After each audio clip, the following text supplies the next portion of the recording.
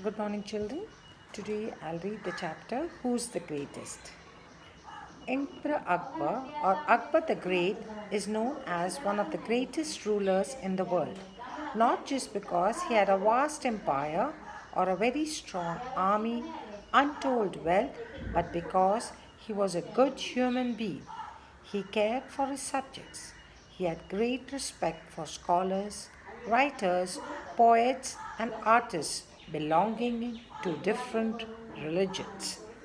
He was a patron of art and culture. The nine gems, or Navratnas, in his court were famous. Many people believe that of these nine gems, Birbal was the closest to the emperor's heart. Akbar loved to pose interesting questions or problems in his court, and Birbal never failed to come up with an equally interesting answer. We don't know whether all the Akbar and Birbal stories that we hear today have any basis in history. They have been handed down over generations, mainly by word of mouth. मतलब मैंने उसको बोला उसने उसको बोला. Here are two of them. One day, the emperor entered the court with a very serious expression on his face.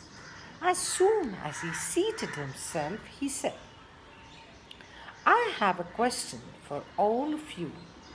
What should be the punishment for someone who pulls out my mustache? The court was stunned. Pull the emperor's mustache? It was unheard of. Flog him, give him 50 lashes of the whip, exclaimed a noble man. That's not enough. Put him in jail without food and water, said another. Whip him, beat him up, hang him, cut off his offending hands. The agitated courtiers began to cry out.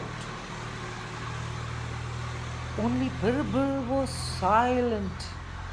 He was even smiling a little. Okay? In my opinion, O giver of peace to the world, the offender should be given his favorite sweetmeats. Raja Birbal, are you out of your mind? Are you out of your mind?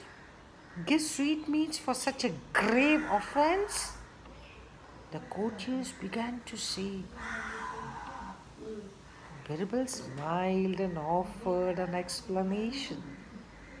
Yes, who would be so bold so as to pull the emperor's mustache? Only his own grandson. Grandson matlab pota. When Akbar heard this, he burst out laughing because this was exactly what had happened in the morning.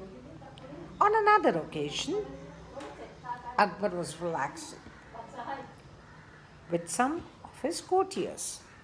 A few of them thought this was a good opportunity to shower praise on the emperor and get some favors from him. They began to compete with each other in praising Akbar. You are the greatest of kings. You are the greatest of the kings of emperors that ever lived on earth. You are the greatest of all the people in heaven or earth. You are the great as God Almighty. Now, Akbar was no fool. He did not care for false praise. He stopped the courtiers and asked them, Do you all believe so? Yes, they all answered in one voice. All right, then prove it to me. Tell me at least one thing that I can do, but the God Almighty will not be able to do. Otherwise, you will all incur our royal displeasure. You have till tomorrow morning to prove it. Akbar then left the place without another look at the courtiers. They were in a proper fix. They thought and thought, but couldn't think of any such thing. In the end, they went to Birbal.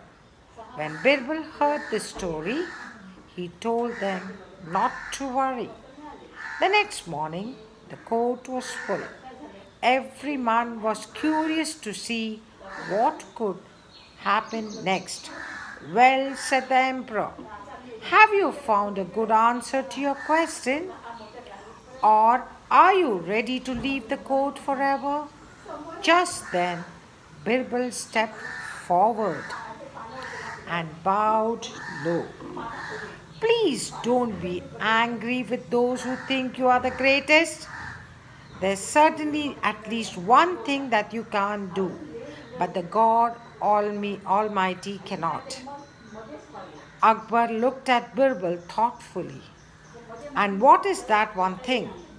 When you want to punish someone, you can banish that person, you can throw him out of the kingdom, but God's kingdom extends everywhere.